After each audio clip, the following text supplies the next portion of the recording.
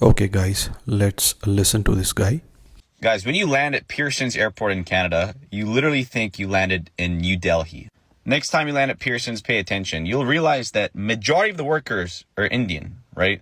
It's like an 80-20 ratio. Like 80% of the workers at Pearson's Airport, scanning your body and freaking doing all that stuff at the check-in and check-out are Indian. Not only that, the workers are Indian, but the whole airport demographic is Indian too. Genuinely pay attention. If you want an honest answer, I'd say for every 10 people, there's like 6 to 7 Indian people. So I don't know what's happening to this country, but it does not feel like you landed back in Canada. It literally feels like you landed somewhere in the middle of nowhere in India.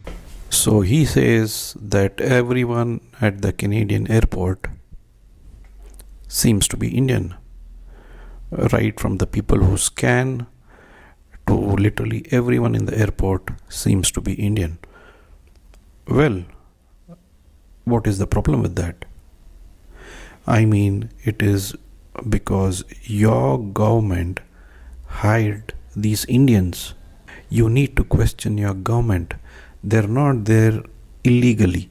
If they are working at an airport, they seem to have a valid passport and they have a valid work permit, and that's the reason they're able to work at the airport. You need to question your Canadian government why that is the case. I'm not saying what is happening is right or wrong, but there is this trend nowadays to show hate towards Indians. Of course, if any Indian enters illegally, then I will be the first one to tell you, kick them out. But if someone is working there, just doing their thing, why do you have to hate them?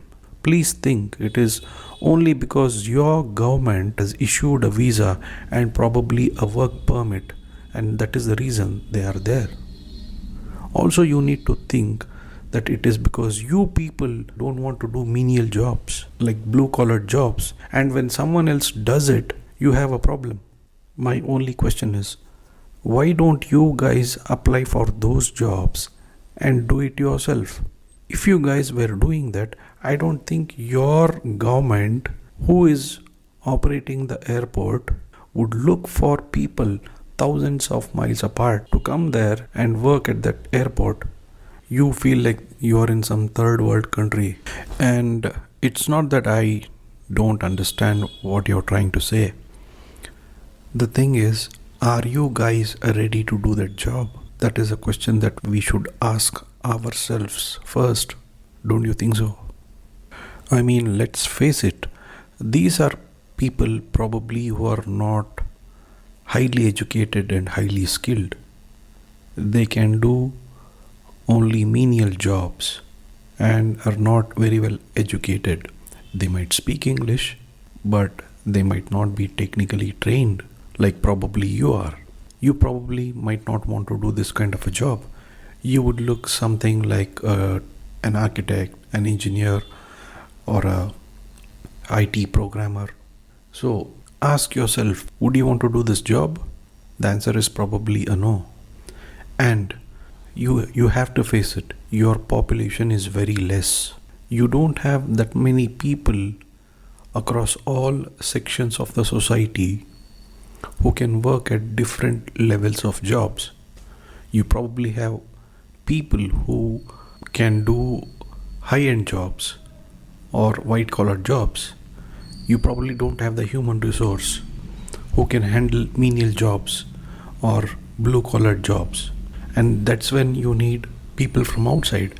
And India, trust me, we have people who can work at the level of a CEO down to the level of a janitor at the airport. Yeah, that's true. And that is the reason we have been able to send people across the world. It's time that the West realizes this.